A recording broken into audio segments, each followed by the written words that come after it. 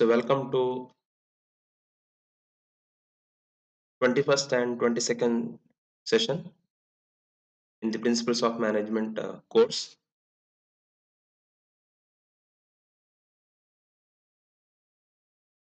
So the fundamental two principles of management is given by F.W. Taylor, focused on the operational activities. On the other hand, the overall organizational effectiveness. So how to achieve the objectives and how the management should follow certain principles. So that is given by popular management scholar and known as the father of administrative management, Henry Fayol. So in this session, we will discuss the fundamental 14 principles of management given by Henry Fayol. Actually, he believed that management is not only applicable to the industries or business enterprises, it's also applicable to political organization, religious organization, as well as any other undertakings. So ಇಲ್ಲಿ ನಾವು ಈಗಿನ ಒಂದು ಪರಿಸ್ಥಿತಿಯಲ್ಲಿ ಒಬ್ಬ ವ್ಯಕ್ತಿಯ ಒಂದು ಒಡೆತನ ಆಗಿರ್ಬೋದು ಅಥವಾ ನಿಯಂತ್ರಣಗಳಿಂದ ವ್ಯವಹಾರಗಳನ್ನು ನಾವು ಸುಗಮವಾಗಿ ನಮಗೆ ನಡೆಸಲಿಕ್ಕೆ ಕಷ್ಟ ಸಾಧ್ಯ. ಇದಕ್ಕೆ ನಮಗೆ ಒಂದು ತಜ್ಞ ವ್ಯವಸ್ಥಾಪಕರ ಒಂದು ತಂಡ ಬೇಕಾಗಿರ್ತದೆ. ಯೋಗ್ಯವಾದ ವ್ಯವಸ್ಥಾಪಕ ವರ್ಗ ಇದ್ದರೆ ಮಾತ್ರ ನಾವು ಉದ್ದೇಶಗಳನ್ನು ಸಾಧಿಸಲು ಸಾಧ್ಯವಾಗುತ್ತದೆ. So by keeping all these points in mind, Henry Fayol, he developed 14 principles. So that will be the discussion of this particular session. And in the previous session, we focused on the contribution of Fayol's with respect to three elements: the classification of the business activities, the basic functions of manager, as well as the qualities or the skills required for the manager. So at the end of this particular session, the students, you will be able to understand the 14 principles of administrative management and how it will be applicable at the present scenario.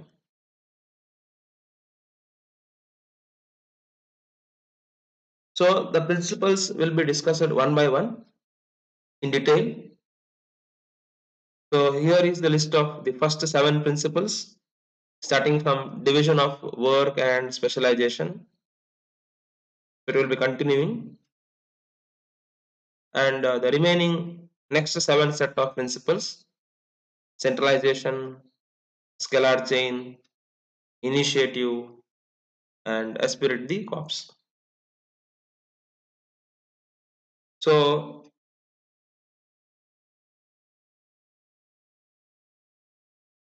in order to run the organization, so the management should follow certain principles. ಇಲ್ಲಿ ನಾವು ಒಂದು ಶ್ರಮ ವಿಭಜನೆ ಅಂತ ಹೇಳ್ಬೋದು, ಅಥವಾ ಒಂದು ವಿಚಾರಗಳ ವಿನಿಮಯ, ಸಮನ್ವಯತೆಯನ್ನು ಸಾಧಿಸುವಂಥದ್ದು. ಸೊ ಇವೆಲ್ಲವೂ ನಮಗೆ ಒಂದು ವ್ಯವಸ್ಥಾಪನೆಯ ಒಂದು ಮೂಲ ತತ್ವಗಳು ಅಂತ ನಾವು ಹೇಳ್ಬೋದು. So first, I think we focus on the first principle, division of labor or division of work. So when I think you will run the large scale organization, so there are so many functions will come. So it is very difficult to one manager to manage so many functions. So work should be divided Work should be segregated and allotted to the employees on the basis of their specialization.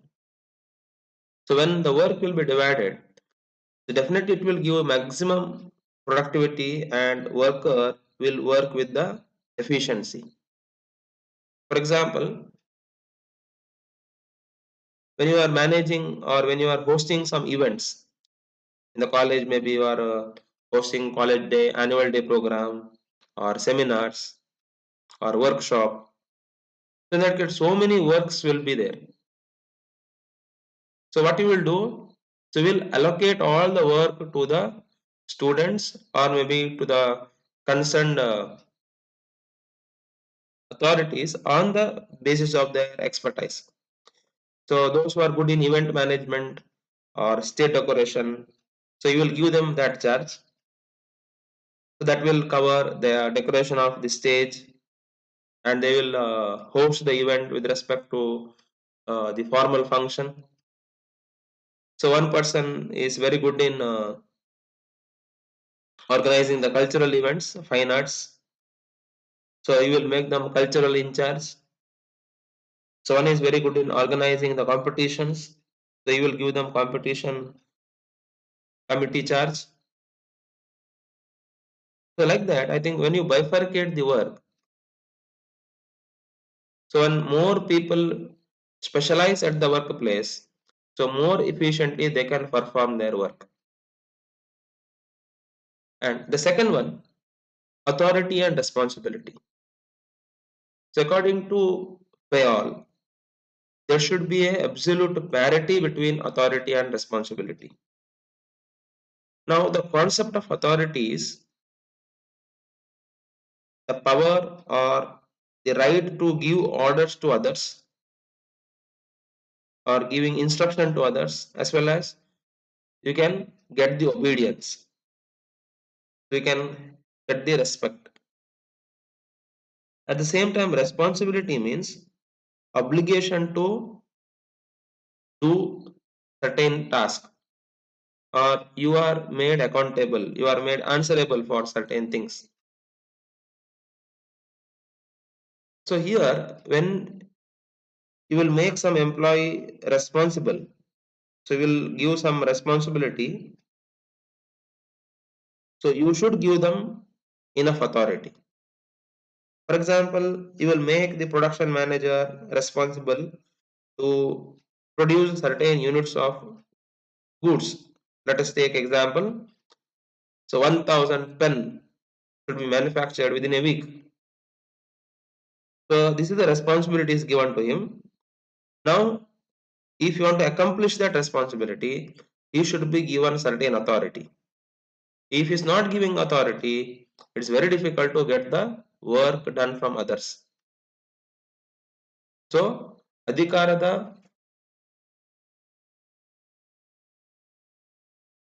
ಒಂದು ವ್ಯಾಪ್ತಿ ಆಗಿರ್ಬೋದು. So ಅಧಿಕಾರ ಮತ್ತು ಹೊಣೆಗಾರಿಕೆ ನಾವಂತ ಹೇಳ್ತೇವೆ.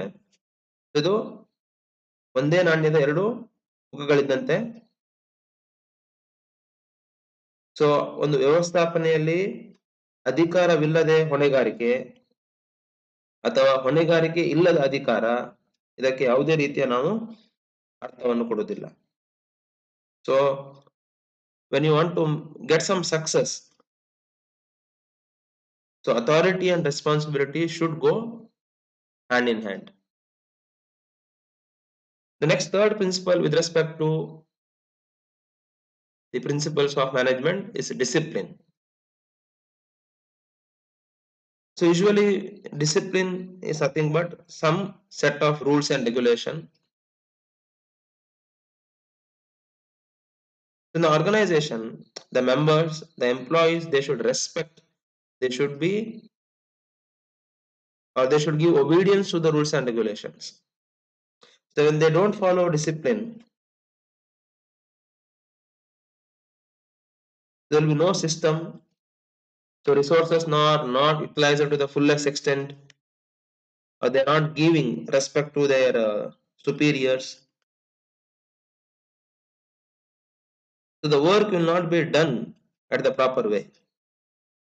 So according to Fayol, when there is a good leadership, when there is a fair treatment, and when there is a judicially enforced penalties when they show any indiscipline, so definitely you can get the, or you can have that discipline in your workplace.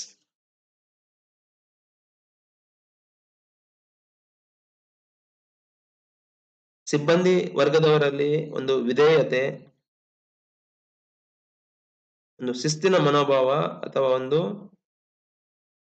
ಕೆಲಸವನ್ನು ಪೂರ್ತಿಗೊಳಿಸುವ ಒಂದು ಪ್ರಯತ್ನ ಇದ್ರೆ ಮಾತ್ರ ಉದ್ದೇಶಗಳನ್ನು ನಾವು ಸುಲಭವಾಗಿ ಈಡೇರಿಸಬಹುದು. Fourth one is unity of command.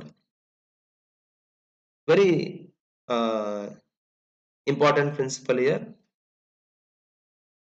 So the concept of unity of command is always there should be a one boss for the subordinate. If subordinates will receive order or instruction from two or multiple superiors, so it is very difficult. So when they have to report to more than one boss, it will result in some kind of a confusion as well as conflict in the instructions. So ಸಂಸ್ಥೆಯಲ್ಲಿ ಒಬ್ಬರಿಗಿಂತ ಜಾಸ್ತಿ ವರಿಷ್ಠ ಅಧಿಕಾರಿಗಳು ಇದ್ದಲ್ಲಿ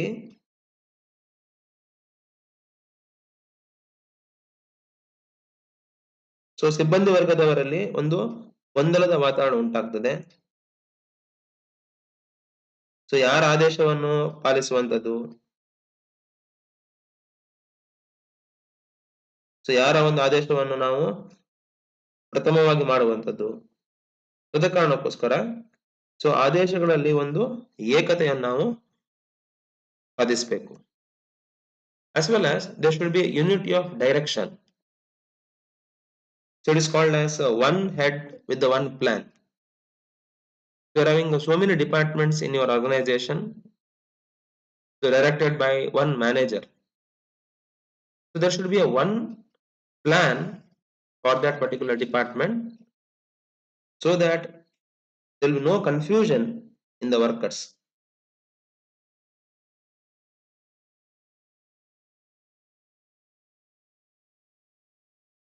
So the organization must have only one departmental manager so that he should come with the one single plan of action, and it can be communicated to the employees and they will work on that.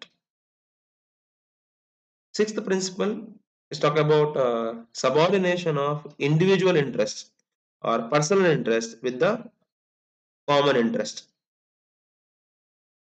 So at any case, so here individual interest should not take precedence over the interest of the organization. So ಇಲ್ಲಿ ವೈಯಕ್ತಿಕ ಒಂದು ಹಿತಾಸಕ್ತಿಗಿಂತಲೂ ಸಾಮೂಹಿಕವಾದ ಅಂದ್ರೆ ಆ ಸಂಸ್ಥೆಯ ಒಂದು ಹಿತಾಸಕ್ತಿ ಮೇಲು ಎಂಬುದನ್ನು ಸಿಬ್ಬಂದಿ ವರ್ಗದವಳು ಅನುಸರಿಸಬೇಕು. So when they have some genuine demand, so definitely they can put that demand in front of management. For example, the workers are not working properly, they're not finishing the target, but they're demanding for higher wages, they're going for a strike. So it will create industrial dispute as well as the production will be shut down. Again, the management will go for lockout. Ultimately, the common interest of the organization will be not considered.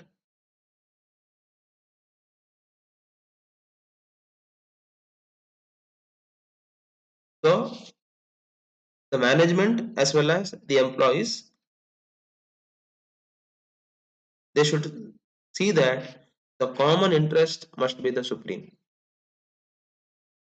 Next one is remuneration. Remuneration is nothing but compensation, compensating the worker for their work, maybe for their knowledge, for their time, or for their contributions. So many input they are providing in the form of output, so we are paying them remuneration. So remuneration can be paid in different format. It may be salary or allowances or benefits.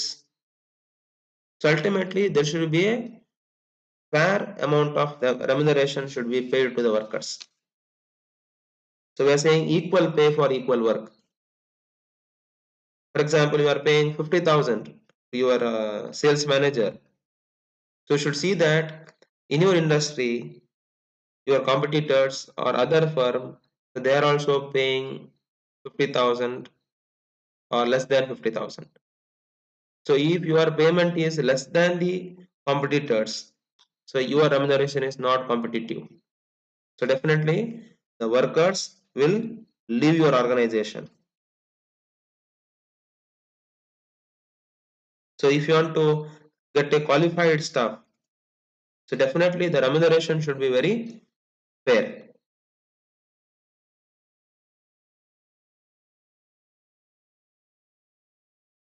So ಇಲ್ಲಿ ನಾವು ಸಿಬ್ಬಂದಿಗಳಿಗೆ ಒಂದು ನೀಡುವ ಸಂಭಾವನೆ ಯೋಗ್ಯ ರೀತಿಯಲ್ಲಿ ಇರಬೇಕು, ಅವರಿಗದು ತೃಪ್ತಿಕರವಾಗಿರಬೇಕು.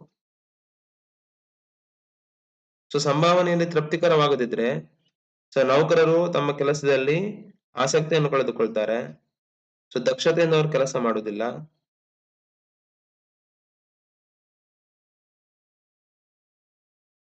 ಅದೇ ರೀತಿ ಲಾಭಾಂಶ ಪ್ರಮಾಣ ಜಾಸ್ತಿ ಆದಾಗೆ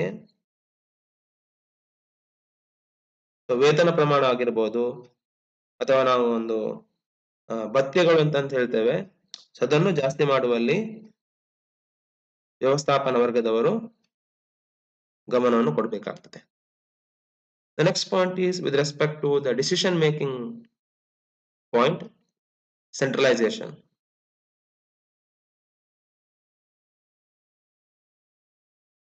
So centralization is nothing but concentration of the decision making power at one point, or we can say that decreasing the role of subordinates in the decision making process. So decision making activity, if it is done at the top level, it is called as centralization.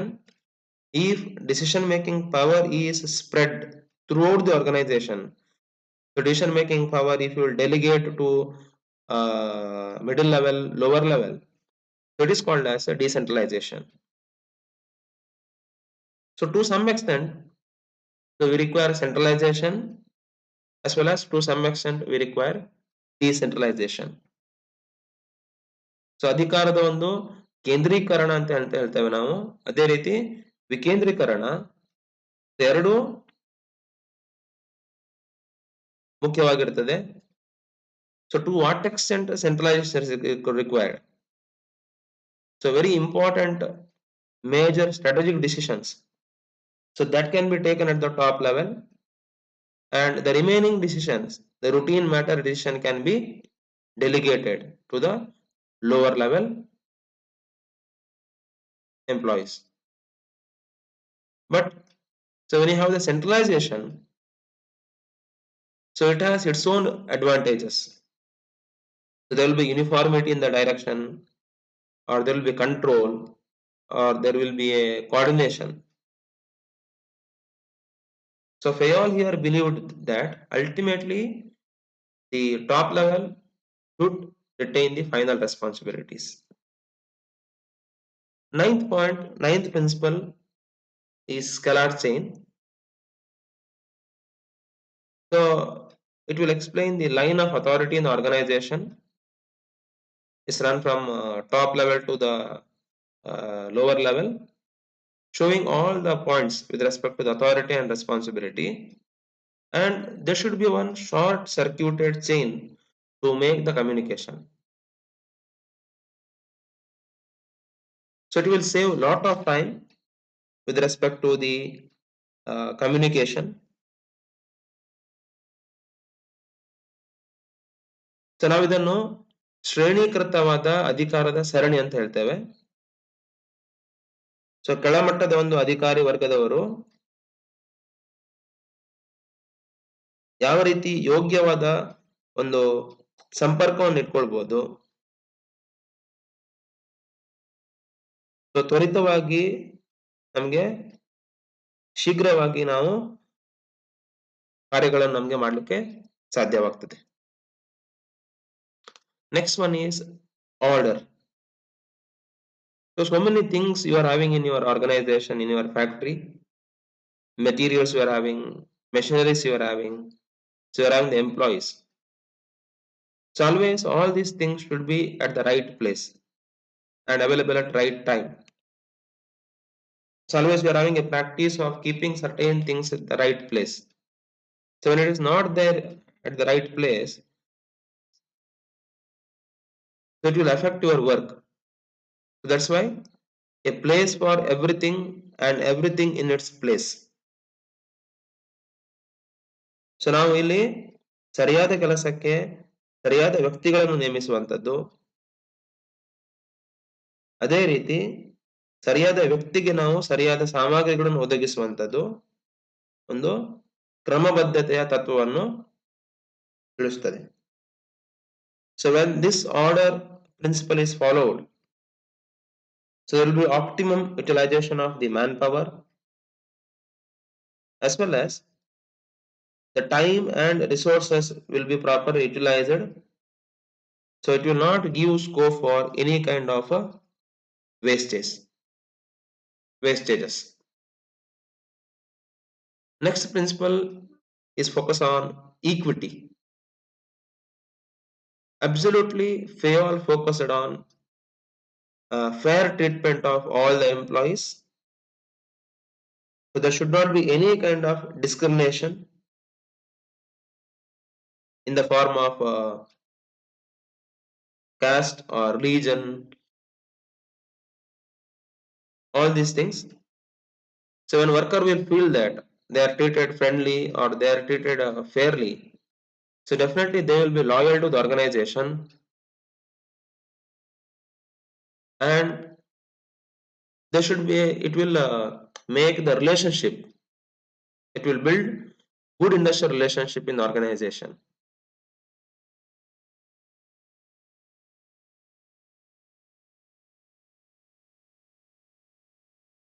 So ಈ ತತ್ವವನ್ನು ಒಂದು ಅಳವಡಿಸುವುದರಿಂದ ವ್ಯವಸ್ಥಾಪಕ ಮಂಡಳಿ ಮತ್ತು ಸಿಬ್ಬಂದಿ ವರ್ಗದ ನಡುವೆ ಒಳ್ಳೆ ಬಾಂಧವ್ಯವನ್ನು ನಾವು ಕಾಯ್ದುಕೊಳ್ಳಬಹುದು. ಅದೇ ರೀತಿ ಯಾವುದೇ ರೀತಿಯ ಒಂದು ಪೂರ್ವಾಗ್ರಹ ಒಂದು ಭಾವನೆಯನ್ನು ಅಥವಾ ವೈಯಕ್ತಿಕ ದ್ವೇಷ ಆಗಿರ್ಬೋದು ಅಥವಾ ಸೇಡಿನ ಮನೋಭಾವನೆಯನ್ನು ನಾವು ನಿರ್ಮೂಲನೆ ಮಾಡಬಹುದು. Next principle is talk about the stability of tenure.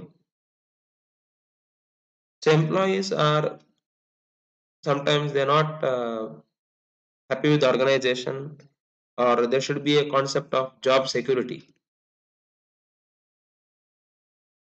So when there is no job security, when the employees are not feeling the jobs are not secure, at any time they can be discharged or they can be thrown out. So it will affect your workplace as well as very high rate of turnover. The employees leaving the organization. So this will also affect the smooth functioning of the organization. ಯಾವಾಗ ನಾವು ಸಿಬ್ಬಂದಿ ವರ್ಗದವರಿಗೆ ಸೇವಾ ಭದ್ರತೆಯ ಒಂದು ಆಶ್ವಾಸನೆಯನ್ನು ನೀಡುವುದಿಲ್ವೋ, ಆ ಭರವಸೆಯನ್ನು ಅವರಿಗೆ ನೀಡದಿದ್ದಾಗ ಸೊ ಇದು ಅವರ ಒಂದು ದಕ್ಷತೆಯ ಮೇಲೆ ಅಡ್ಡ ಪರಿಣಾಮವನ್ನು ಬೀಳ್ತದೆ. So you have to reduce your employee turnover rate, then only I think you can achieve the objectives of your organization. The last 13th principle we speak about initiative quality. ಅಂದ್ರೆ ಒಂದು ಮುಂದಾಗಿ ಬಂದು ನಾವು ಕೆಲಸ ಮಾಡುವ ಪ್ರವೃತ್ತಿಯನ್ನು ಸಿಬ್ಬಂದಿ ವರ್ಗದವರಲ್ಲಿ ಬೆಳೆಸಬೇಕು. So they should be given freedom or fair amount of freedom to come with their own plans, even though it might result in some mistakes. So you should encourage the creative thinking among the employees. So then only they can show their talent, they can come with their concept, And when you give them initiative, or when you involve in the decision making process, so definitely they will feel that, so they are considered, their voice is considered, so they work in an efficient manner. And last principle, we'll speak about unity in organization, esprit de corps. So it will promote a team spirit in the organization. So when there will be team in the organization, when all are working in a team, so they feel that one family. So there is a sense of belongingness among the employees. So it will increase the loyalty of our employees towards the organization.